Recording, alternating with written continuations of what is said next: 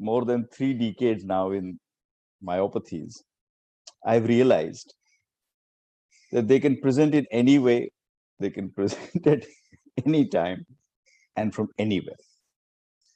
What I want to impress upon you by starting like this is that even though you have norms and you have guidelines as to when and how you would suspect diseases of the muscle, please be aware that there are so many unusual presentations that you will be very surprised that these are muscle diseases.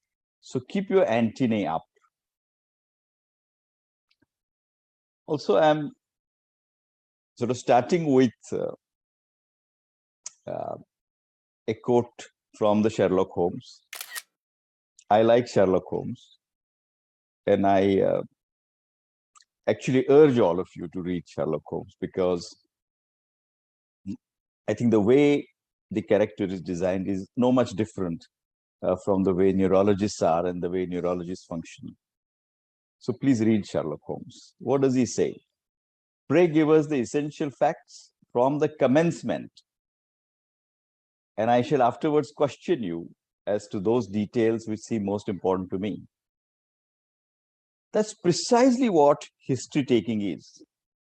You tell the person, okay, you start, you tell me from the beginning whatever you think is important, then I will pick out some points from that which I find important, and then I will ask you more questions based on that.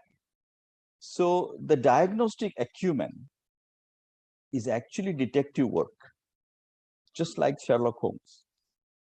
So I think when we all start with our history, I'm not saying anything new, but I'm reiterating the fact that please allow the patient to say whatever he wants to say in the way he wants to say, because actually he's trying to tell you the diagnosis.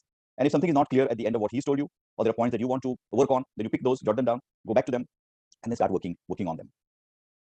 Now, I think for some of you who have not read Sherlock Holmes or the history behind it at all, let me tell you that Arthur Conan Doyle, who designed the character Sherlock Holmes, was a physician, and he had a teacher whose name was Joseph Bell. And Joseph Bell happened to be a student of a very famous neurologist, William Gowers. And basically, it is believed that the way William Gowers was, the way he observed, the way he did his things, percolated to Joseph Bell and then to Arthur Conan Doyle, and that got written up as a character.